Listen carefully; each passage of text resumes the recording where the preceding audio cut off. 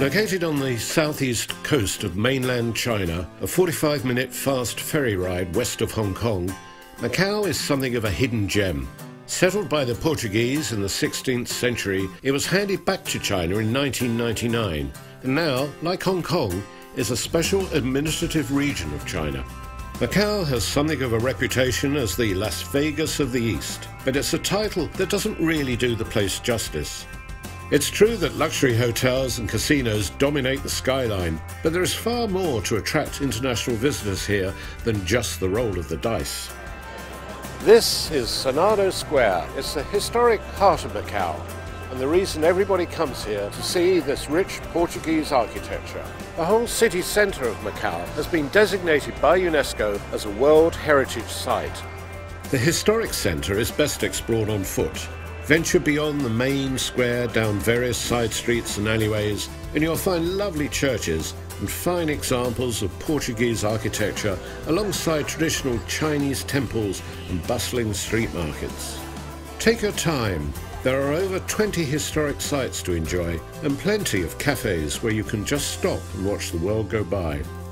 At the iconic ruins of St. Paul's, my guide, Alarino, told me more about the unique Macanese culture. How long have the Portuguese been here? The Portuguese has been in Macau for more than 450 years. That's a lot longer than the British were in Hong Kong. Right, far longer. And we can see this coexistence of the mixed culture in the buildings, in the people, in the temples, the streets' names, and so on and so forth. Beyond the historic centre and the main city on the peninsula, Ma Cao is made up of two further islands linked by 3 impressive bridges. To get your bearings, I'd suggest heading up the Ma Cao Tower. From the viewing platform at 223 metres, on a clear day you can see as far as Hong Kong, and, if you have the nerve, there's more than one way to take in the views.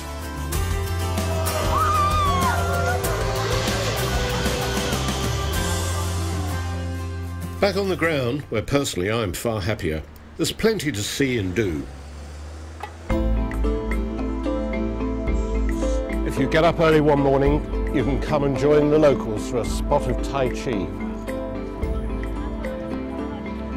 It's a lot harder than it looks.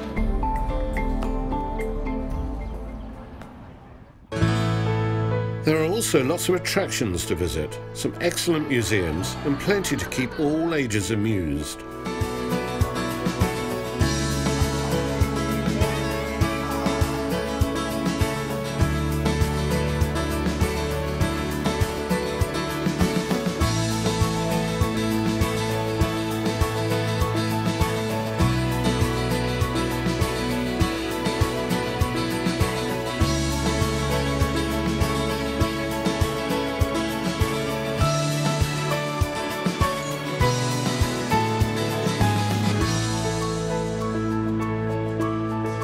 Macau's famous for its annual Grand Prix, which takes place in November, but if you miss that, there's a terrific museum. You can come and look in all the cars. It's really interesting. It's also worth taking the short drive out to the islands. It's only 20 minutes or so, but the contrast is striking, much calmer and greener than the city centre. People head here for a more relaxing day out to enjoy the sandy beaches and village lifestyle unchanged for centuries. At the heart of Coloane village, it's a British family that has really made its mark with Lord Stowe's Bakery, these days run by its founder's sister, Eileen Stowe. Take one of these. This is an egg tart, as known in Macau, actually based on the Portuguese pastel de nata. Very good. But this is my brother's own recipe, which is a mix of the Portuguese pastry technique and what he knew from our mum of good old British custard. Your mum from Ilford? Ilford indeed. Right. But I tell you, this is the best egg tart you will get in Asia. I swear to God. I believe you. It's absolutely delicious. Staying with food, and this is one of the key attractions in Macau, it's worth mentioning restaurants, which are much cheaper here than Hong Kong. There's Michelin star fine dining, and as you'd expect, there are some outstanding Chinese and Portuguese restaurants. There's also Macanese cuisine, which is the local cooking. It incorporates lots of spices that have been brought from all the colonies all over the world, from Africa, from Indonesia and so on. It's a little bit spicier than the Portuguese cooking and terrific, really delicious. When it comes to choosing where to stay, there's a wide choice of luxury hotels. Standards are very high indeed.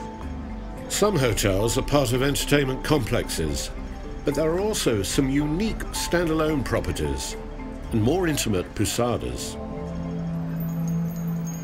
What makes Macau different as a Far East destination is its unique blend, its unique marriage of Chinese and Portuguese culture.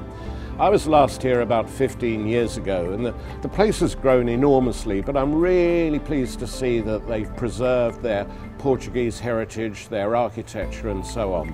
Some people just come to Macau as a day trip from Hong Kong, but I'd really suggest that you think in terms of coming for 3 or 4 days perhaps, or combining it with other Far East destinations on a multi-center tour.